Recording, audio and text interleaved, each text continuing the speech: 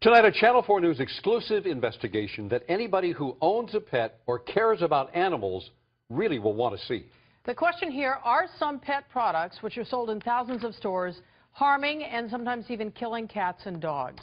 Investigative reporter Joel Grover has uncovered some alarming evidence, and tonight he's here with it. Joel. Well, Paul and Colleen, we're talking about these products which are sold in major supermarkets and pet supply stores. They're meant to get rid of fleas and ticks on your pets. But we've been looking closely through government data and have found thousands of reported pet illnesses and deaths that are linked to these kinds of products. Let's face it, for many of us, pets are like members of the family, which is why it would be so devastating if your dog were to suddenly collapse. Twitching, convulsions, seizures. Or if your cat were to drop dead. I felt like it was my fault because I had applied the product. After you used an over-the-counter pet product which is approved by the U.S. EPA. Do I want to risk my own cats to that? And I'm 6, and the answer is no. The products we're talking about are popular flea and tick shampoos or drops. They're sold by different companies under different names, but they all contain the same type of pesticide called pyrethrins, or the synthetic versions known as pyrethroids. These are the same pesticides used in well-known products to kill bugs around your house. Is this completely safe? Yeah. That's what Heidi Wohler of Santa Clarita says they told her when she bought BioSpot flea and tick shampoo for her 2 cats, Hummer and Samson. I read the directions and I followed them thoroughly. But within minutes of applying the shampoo, Heidi says both cats began having seizures, especially Hummer. He's shaking, he can't breathe.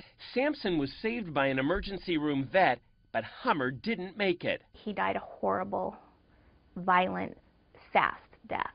This is not an isolated case.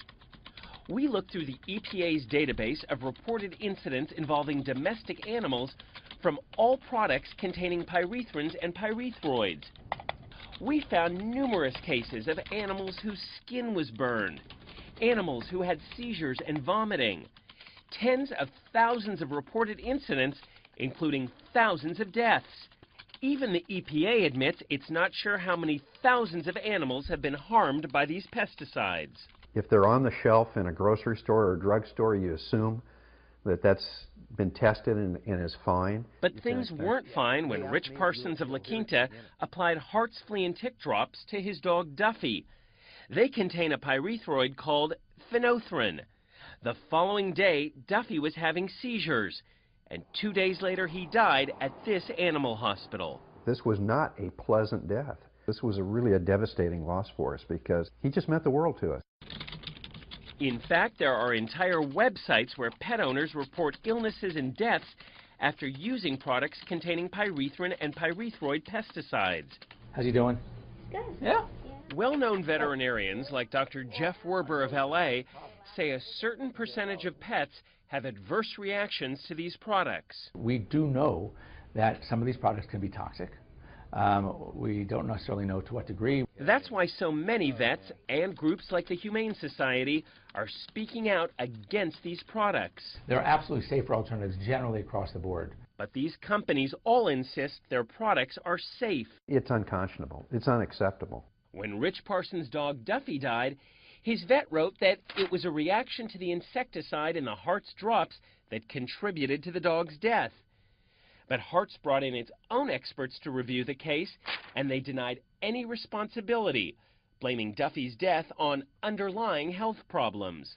He's a perfectly healthy cat. And when Heidi Wohler's cat Hummer died, her vet wrote that based on the cat's symptoms, the pyrethrin in the BioSpot shampoo contributed to Hummer's death. BioSpot paid for an autopsy, which we asked Dr. Werber to interpret. Is it possible the shampoo contributed to this cat's death? I think it's highly likely there was a contributory factor to this product and this cat's demise. It needs to be taken off the market. Still, BioSpot's parent company told Heidi in a letter, "We don't believe Hummer's death was a result of using our product." But they never did explain why the cat died. Pets are part of our family, and he trusted me.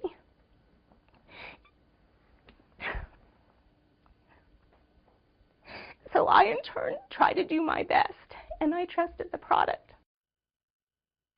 The U.S. EPA tells us it has now begun a major review of these flea and tick products to make sure they're really safe.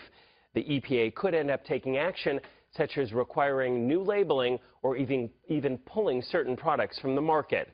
As for the companies in our story, they all claim their products are safe when used as directed. Hartz also told us its flea and tick products have the lowest number of reported adverse events compared to other brands. And Sargent says it is constantly looking for ways to improve the safety of our products. You can read the full statements from these companies on our website, NBCLA.com. Look for the alternatives. They will cost you more, right? Yes, they're there in the stores. Thank you, Joel, very All right, much. thank you.